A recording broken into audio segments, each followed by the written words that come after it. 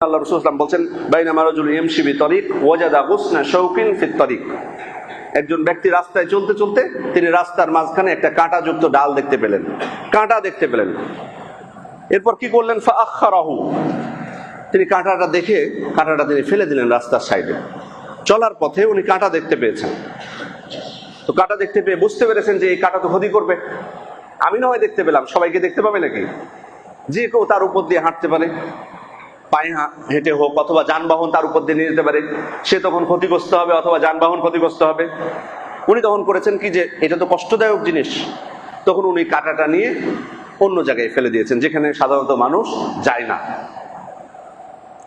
আল্লাহ রাসূল সাল্লাল্লাহু আলাইহি ওয়াসাল্লাম বলছেন যে এই কর্মটুকু, এটা কি খুব কষ্টের কাজ?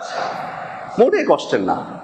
শুধু কাটা না, যে কোনো কষ্টদায়ক বস্তু হতে পারে। আপনি কলার চোচা একটা, এটাও কিন্তু ক্ষতি করে মানুষের, অথবা যা কিছু হোক আপনি পেলেন, অথবা কোনো দুষ্ট বদমাইশ সিগারেট ধূমপান করে ওইটা জ্বলন্ত অবস্থায় ফেলে দিয়েছে, এটা তো মানুষ ক্ষতিগ্রস্ত হতে পারে। যেটাই হোক না কেন রাস্তা থেকে ফেলে দিলেন। আল্লাহ রাসূল সাল্লাল্লাহু আলাইহি ওয়াসাল্লাম বলছেন ফাশাকারাল্লাহু লাহু, আল্লাহ তাআলা তার এই কর্মকে মূল্যায়ন করলেন, গ্রহণ করে নিলেন। ফাগফারা লাহু, এবং তাকে ক্ষমা করে দিলেন।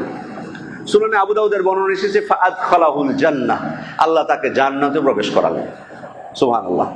ছোট্ট একটা আমল, অথচ দেখুন আমরা রাস্তাঘাটে কত কত আমরা মানে অনিচ্ছাকৃতভাবে তো হতে পারে, ইচ্ছাকৃতভাবে আমরা কত মানুষকে কষ্ট দিই, ভ্রুক্ষেপ করি না। বহু মানুষকে দেখতে পাবেন যে রাস্তায় যে মানুষ কষ্ট হবে এটা ভ্রুক্ষেপ করে না, নিজের স্বার্থ উদ্ধার। হ্যাঁ, সাময়িক অসুবিধা হতে পারে, আপনি বিপদে পড়তে পারেন, যে অনেক সময় রাস্তা বন্ধ করে রেখে দিয়েছে, এটা ওটা রেখে দিয়েছে, এটা করেছে ওইটা করেছে, বিভিন্ন ভাবে রাস্তায় মানুষকে কষ্ট দেওয়া। মানুষকে কষ্ট দেওয়া কত কত নিকৃষ্ট একটা কাজ। সুতরাং অনিচ্ছাকৃতভাবে যদি ঘটে যায় বা আপনি দেখতে পান অন্য কেউ করেছে, আমরা নিজেরাই সেটা সমাধান করার চেষ্টা করব। তাহলে এই যে সম্মানিত উপস্থিতি, একটা কাঁটা সরিয়ে ফেলার কারণে বা কষ্টদায়ক একটা বস্তু সরিয়ে ফেলার কারণে আল্লাহ তাআলা আমার এই কর্মকে মূল্যায়ন করছেন, আমাকে ক্ষমা করে দিচ্ছেন, আমাকে জান্নাতে প্রবেশ করছেন। ছোট্ট একটা আমল। এটা কিসের কারণে হয়েছে? এটা একমাত্র কারণ যে আমি ইসলাম গ্রহণ করেছি, ইসলামকে কবুল করেছি, এই জন্য আল্লাহ তাআলা আমাকে মূল্যায়ন করেছেন। কিন্তু আপনি যদি এই শুধু রাস্তার কাটা না, বাংলাদেশের সমস্ত মানুষকে আপনি বললেন যে আমার তো আল্লাহ তাআলা অর্থ দিয়েছে, যত যেখানে থাকুন না কেন, যারা ক্ষুধার্ত আছে আমি সবাইকে আমি খাবার দেব, যাদের পোশাকের সমস্যা আছে, শীতকালে পোশাক পাই না, আমি শীতের পোশাক সব দরিদ্র মানুষকে আমি দিয়ে দেব। সবাইকে আপনি দিয়েও দিলেন, বাস্তবেই উদারতা প্রদর্শন করেছেন, কিন্তু আপনি ইসলামকে গ্রহণ করেননি। আল্লাহ তাআলা কবুল করবেন? কবুল করবেন, কবুল করবেন। এত বড় আমল করে আল্লাহ তাআলা কবুল করবেন না।